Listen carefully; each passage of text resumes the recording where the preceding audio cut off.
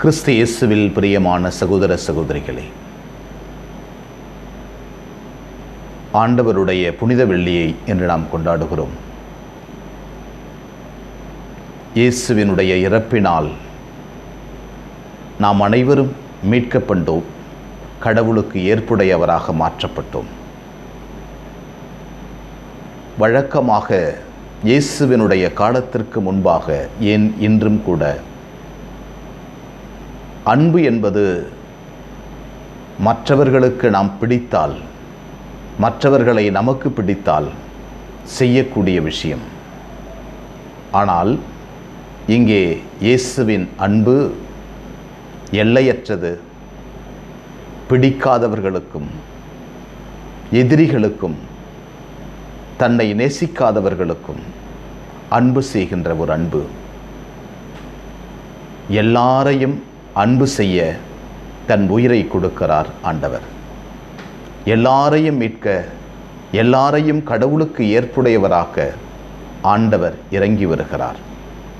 இறங்கி வந்து தன் அருளை தருகிறார். இந்த சிலுவையில் தொங்குகின்ற மாபரன் 7 வார்த்தைகளை பேசுகிறார். முதல் வார்த்தை, ஆண்டவரே, இவர்களை மன்னியும், இவர்கள் அறியாமல் செய்கிறார்கள்.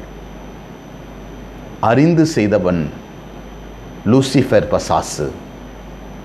மற்றவர்கள் அனைவரும் செய்கின்ற பாவம் அறியாமல் செய்வது என்பது ஆண்டவரின் கூற்று. நாம் அறியாமல் செய்தால் ஆண்டவருடைய சிலுவையை பற்றிக் கொள்வோம், மன்னிப்பு நமக்கு கிடைக்கும். இரண்டாவதாக, தன் அருகில் இருக்கின்ற கல்வனிடம் பேசுகிறார். இன்றே நீ என்னோடு வான்வீட்டில் இருப்பாய். நம்முடைய பாவத்தை சிலுவையில் கொடுத்து விட்டால் நமக்கும் வாழ்வு உண்டு என்பதுதான்.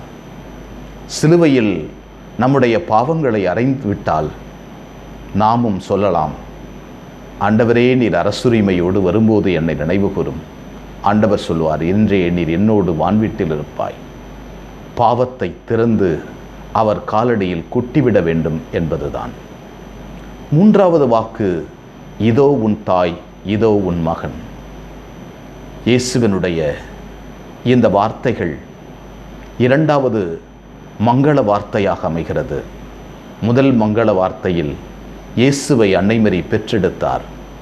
இந்த இரண்டாவது மங்கள வார்த்தையில் அன்னைமரி உலகத்தில் இருக்கின்ற எல்லா மக்களையும் பெற்றெடுக்கிறார்.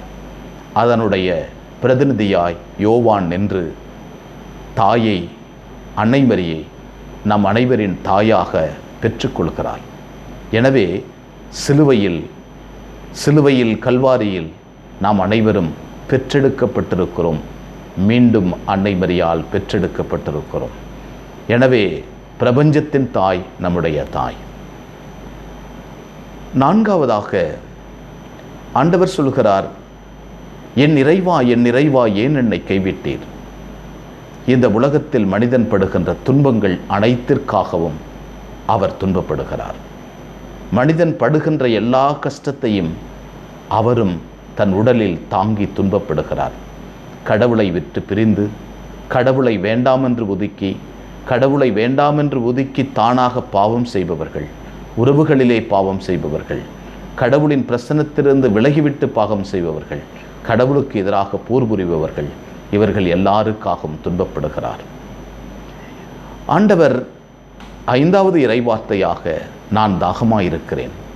எப்போதெல்லாம் நாம் கடவுளை விட்டு வேண்டுமென்றே பிரிகிறோமோ அப்போது நம்மை பார்த்து சொல்லுகிறார், அவர் நம்மை பார்த்து கவலையோடு சொல்லுகிறார், நான் தாகமாயிருக்கிறேன். மகனே, மகளே, நீ மீண்டும் வரமாட்டாயா? மீண்டும் என் வீட்டிற்கு வந்து கொழுத்த கன்றை அடித்து நான் விருந்துண்ண, நாங்கள் ஊரெல்லாம் உலகத்திற்கெல்லாம் சொல்லி மகிழ்ச்சியோடு இருக்க நீர் வரமாட்டாயா என்று கேட்கிறார். ஆறாவது இறைவாக்காக, எல்லாம் நிறைவேறிற்று என்று சொல்லுகிறார் ஆண்டவர். இந்த உலகத்திற்கு தான் எதற்காக வந்தோமோ அந்த வேலைகள் நிறைவேறிவிட்டன. தான் இந்த உலகத்திற்கு கொண்டு வந்த மீட்பு இதோ இந்த கல்வாரியில் முழுமையாக நிரப்பப்பட்டு விட்டது.